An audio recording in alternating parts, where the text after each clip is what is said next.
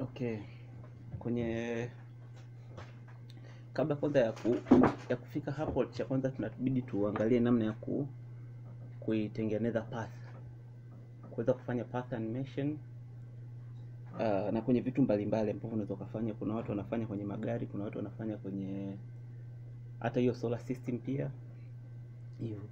So cha kwanza tunafuta vyote hapa,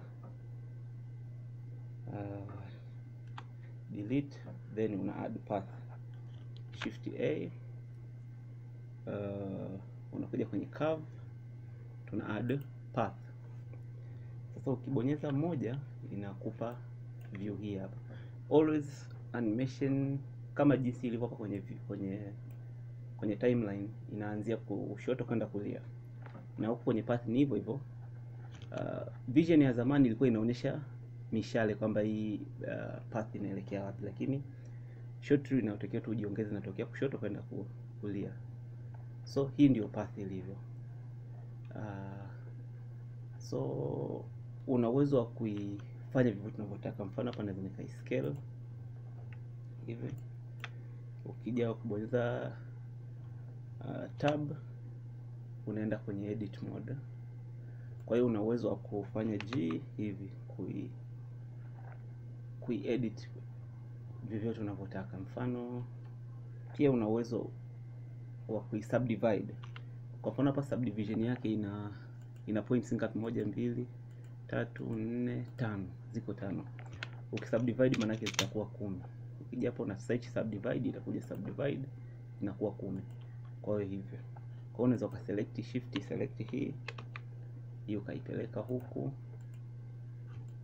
hii ukaipandisha juu, hii ukaipeleka huku. Kwa hiyo ukija kurudi kwenye object mode inakuwa iko hivi, path iko namna hii.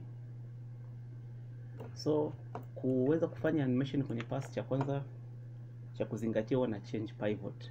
Pivot iko katikati hapa, nitakuja kuiweka hapa mwanzo. Kwa hiyo nita select hiyo point ya mwanzo, una search, kwangu mimi ni space bar, kwa wengine ni F3, una snap cursor to selected, unarudi kwenye object mode.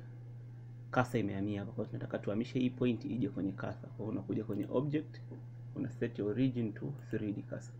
Pivot yake tayari imeshahama, iko hapa hivi. Maana hata ukirotate itarotate kutoka kwenye pivot. So mfano tuna add labda cube hapa, je tu scale down hivyo. Sasa kama unataka kufanya path animation, una make sure hii cube na hii iko sehemu moja, ndio itakurahisishia zaidi. Kwa hiyo unabonyeza una select cube, shift una select hii, then control P, follow path, unakuja click hapa follow path.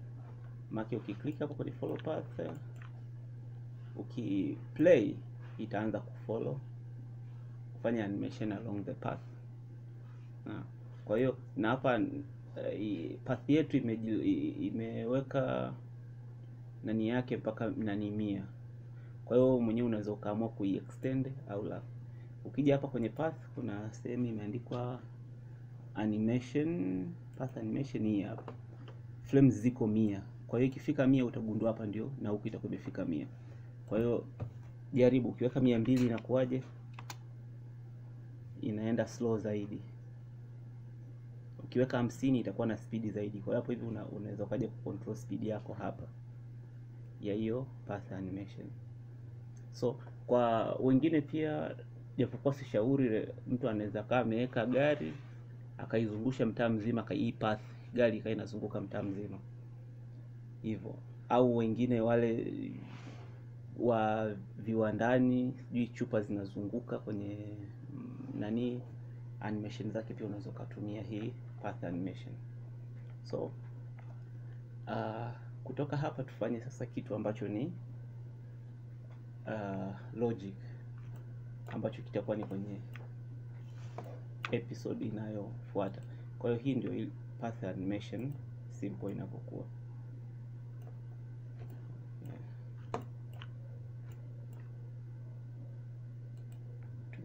scale.